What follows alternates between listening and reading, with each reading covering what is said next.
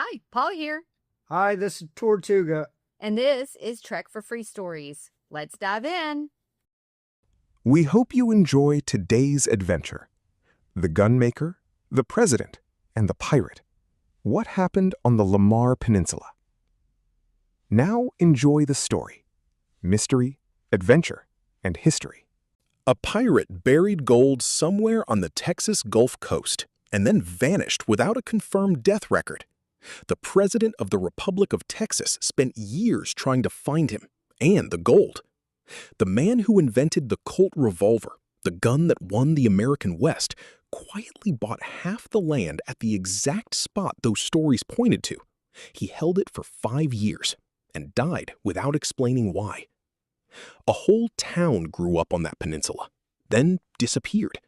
The cemetery was lost for 30 years under live oak brush until a historian tracked it down with an 1837 map. It's been restored. The gate is still there. The graves of the men connected to all of this are still in it. Nobody has found the gold. That peninsula is 10 miles long. It's north of Rockport, Texas. You can drive the whole thing in 20 minutes. The live oaks are still bent the same direction they were when the gunmaker walked under them. Captain James W. Byrne was Irish-born, a veteran of the War of 1812 and the Texas Revolution, and before he arrived on the Texas coast, he had built prosperous careers in Ohio and New Orleans. He came to Refugio, fought at the Battle of Goliad, served in the Republic of Texas Congress, and in 1838 founded a bay town on Aransas Bay called Point Lookout, renamed Lamar a year later in honor of his friend, the President of the Republic. The full history of the town, named for a president, half owned by a gunmaker, forgotten for 30 years, is documented at Lamar, Texas on Rockport Birding HQ. His New Orleans business operations were substantial enough that he kept a bookkeeper there. That bookkeeper, Patrick O'Connor, descended from the last king of Ireland, followed Byrne to Aransas Bay and died in Lamar in 1854.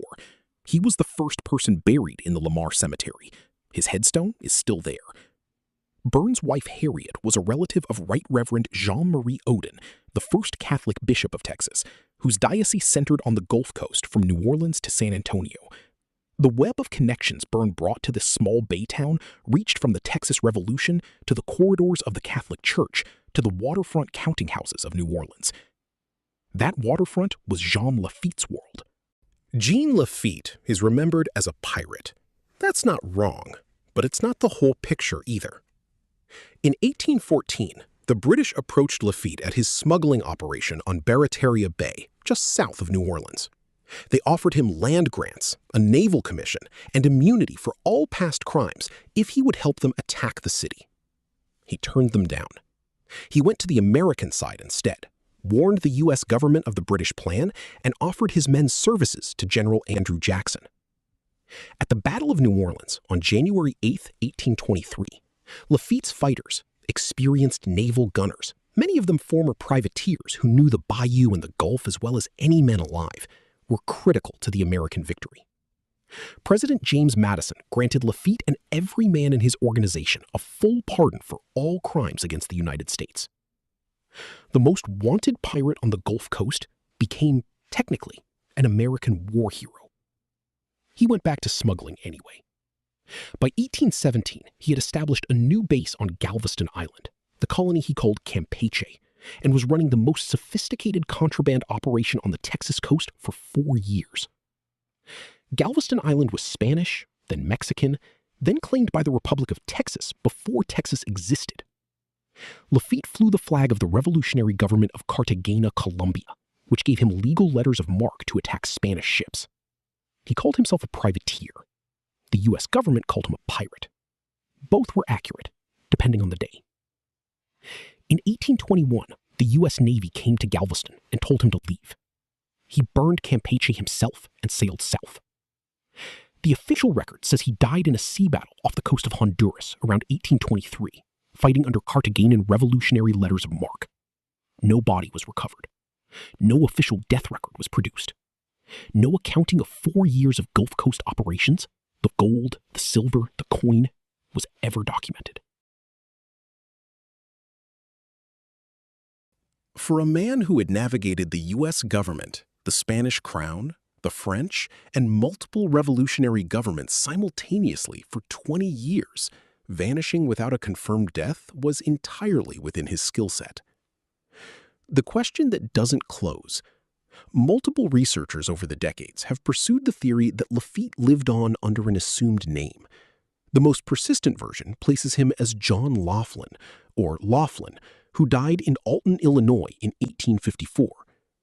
Notably, the O'Connor family that descends from the first grave in the Lamar Cemetery has held money and land in this region across generations.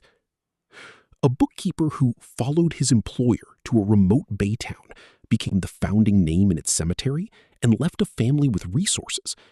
Either that's a prosperous Irish immigrant from New Orleans, or it's someone who arrived with a different name and the kind of operating capital that doesn't come from keeping someone else's books. Local tradition along the Texas coast has long held that a woman connected to Lafitte lived on the Lamar Peninsula. The official story says Lafitte died off Honduras at 42 and took his secrets with him. That's possible. It's also possible he had 30 more years and knew exactly where on this coastline to disappear. Mirabeau B. Lamar was the second president of the Republic of Texas, serving from 1838 to 1841. He was a complicated figure. He expelled the Cherokee from Texas, founded the University of Texas system, and wrote poetry.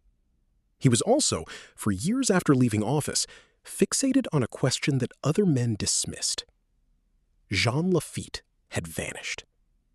Lafitte had operated his pirate colony at Campeche on Galveston Island from 1817 to 1821, when the U.S. government forced him out. He sailed away. Official records state he died off Honduras in a sea battle in 1823, but the records were thin. No body was confirmed. No treasure inventory was ever produced. And the man who had run the most sophisticated smuggling network on the Gulf Coast, who had navigated the Spanish, French, Mexican, and American governments simultaneously for decades, left behind no clear accounting of what he had accumulated. In 1843, Lamar investigated personally. He found no authentic death records. He found the stories of buried gold on the Texas coast very much alive. What he concluded, he kept to himself. 13 years after Lamar's investigation, Samuel Colt, the gunmaker from Hartford, Connecticut, acquired approximately a 1/2 interest in the Lamar town site from Captain Byrne. Between 1856 and 1861, Colt held title to half the land under the small bay town on Aransas Bay. The Lamar cemetery records confirm his presence. His heirs issued a quitclaim deed in 1870, 8 years after Colt died in Hartford in 1862, not in Lamar, despite what local legend has occasionally claimed. The timing is striking. The Colt Walker revolver, designed in collaboration with Texas Ranger Captain Samuel Walker, the most powerful handgun of its era and the weapon that defined the frontier, was developed in this same period. Colt's working relationship with the Texas Rangers ran deep. Whether his ownership of land on Aransas Bay was a financial investment, a base of operations for Gulf Coast business, or something connected to the same stories that had drawn Mirabeau Lamar to this coastline years before, the historical record doesn't say. It just says he was here. And then he was gone, and the land eventually reverted. One more thread. The Colt Walker revolver, the weapon Colt designed with Texas Ranger Captain Samuel Hamilton Walker in 1847, was not designed at a distance. Walker rode the Texas coast. According to the Texas Historical Commission marker at Rockport, Walker rode these very shores of Aransas Bay. The weapon that defined the frontier was shaped in part by a man who knew this specific stretch of coastline.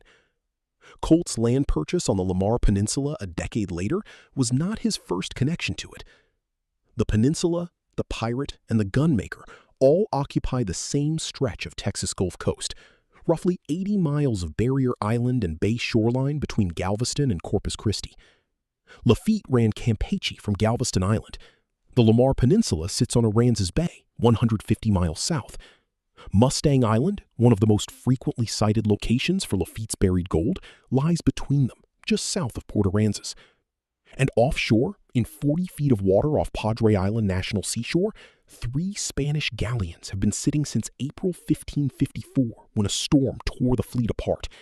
The San Esteban, the Santa Maria de Iciar, the Espiritu Santo, loaded with silver, gold coins, and cargo from New Spain, bound for Seville, gone in a night. Silver coins still wash up on the beach after storms. Metal detectors are banned at the National Seashore. The recovered artifacts from the 1897 excavation sit at the Corpus Christi Museum of Science and History, 2 hours down the coast. The same coastline, 3 centuries of treasure, multiple historically significant people acting on the same information. Lamar never grew past a small port community. After the Civil War and the arrival of the railroad at Rockport, the town slowly emptied. By 1915, it had ceased to exist. The cemetery went with it, overgrown with live oaks, bay trees, and brush, until most people forgot where it was. A 1952 San Antonio Express article called it simply the Lost Lamar Cemetery. It was rediscovered and restored in the 1940s. The Texas Historical Commission marker went up in 1981. The gate is still there on Hagee Drive. Patrick O'Connor's grave is still there. The Lamar Cemetery records still confirm Samuel Colt's presence in this place. The historian who led the restoration noted that a special section of the cemetery had been set aside for the burial of enslaved people, and that more than a few of the graves belonged to men buried with their boots on. A ghost town, a lost cemetery, a pirate's bay, a president's obsession, a gunmaker's deed, all on the same 10 miles of peninsula. Here is what the legend says, specifically. When Lafitte abandoned Campeche on Galveston Island in 1821, he did not leave empty-handed, but he also could not take everything. 4 years of privateering operations, smuggling, and trade had accumulated gold, silver, and coin that was not easily moved in a hurry. Local tradition along the Texas coast has always held that caches were buried at multiple points between Galveston and Aransas Bay before he sailed south for the last time. The Lamar Peninsula appears in those traditions by name. Mustang Island, the barrier island just south of Port Aransas, between Aransas Bay and the Gulf, is the most frequently cited specific location in the written accounts. Lafitte knew both well. Aransas Bay was a staging area for his Gulf operations. The shallow draft passes between the barrier islands were exactly the kind of navigation his operation depended on. Mirabeau Lamar spent years after his presidency investigating whether Lafitte was actually dead and where the gold went. He found no death records. He found the stories very much alive.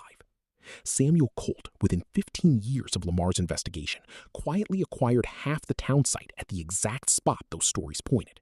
Neither man left a record of what, if anything, they found. Where to start if you're going looking?